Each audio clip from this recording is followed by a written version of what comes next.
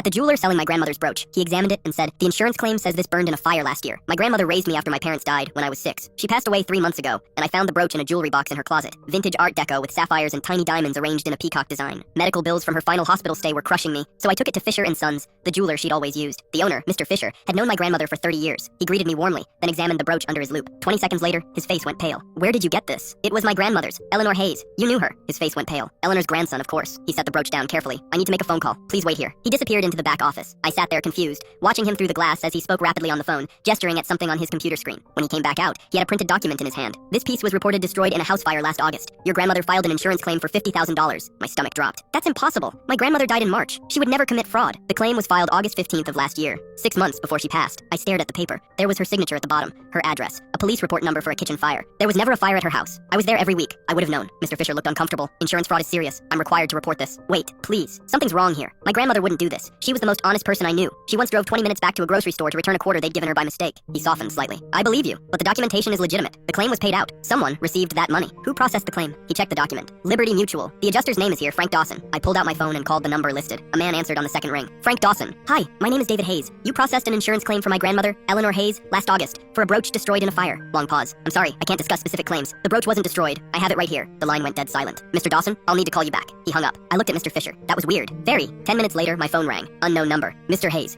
this is Detective Lopez with the Fraud Division. Frank Dawson contacted us. We need you to come to the station immediately. Bring the brooch." At the police station, they put me in an interview room with the brooch and the insurance documents. Detective Lopez was this no-nonsense woman in her 40s who looked like she'd heard every excuse imaginable. "Your grandmother filed 17 insurance claims in the last 3 years, all for jewelry, all reported as destroyed in various accidents. Total payout, $340,000. My jaw dropped. 17? That's not possible. The money was deposited into her account. We have the records. Can I see them? She pulled up the bank statements on a laptop. Deposits ranging from $15,000 to $50,000, all from Liberty Mutual. But something caught my eye. The account number. This isn't her account. The last 4 digits are wrong. My grandmother's account ended in 4782. This ends in 4728. Detective Lopez leaned forward. "You're sure? I helped her set up online banking 2 years ago. I know her account number." She made a phone call. 3 hours later, I was still at the station when she came back with Frank Dawson in handcuffs. Turned out, Dawson had been running a fraud scheme for years. He'd target elderly clients, file fake claims using their information, but route the money to accounts he controlled. He'd change just enough digits to slip past automated systems. My grandmother never filed a claim, never received a penny. Dawson had forged her signature, fabricated a police report, and pocketed $340,000 using her identity. When detectives searched his house, they found a storage unit filled with jewelry he'd claimed was destroyed, including 12 other pieces that had belonged to my grandmother. Pieces I didn't even know existed. The brooch sold for $52,000 at auction after the case closed. The other pieces brought in another $180,000. After legal fees and paying back the fraudulent claims, I walked away with enough to cover her medical bills and keep her house. But the best part was watching Dawson get sentenced to 8 years in prison. The judge looked right at him and said, "You stole from the dead and nearly destroyed their legacies. I hope every day in prison reminds you of the lives you tried to erase." I kept the peacock brooch. Never sold it after all. Every time I look at it, I remember my grandmother exactly as she was. Honest, kind, and completely incapable of fraud. Just like I always knew.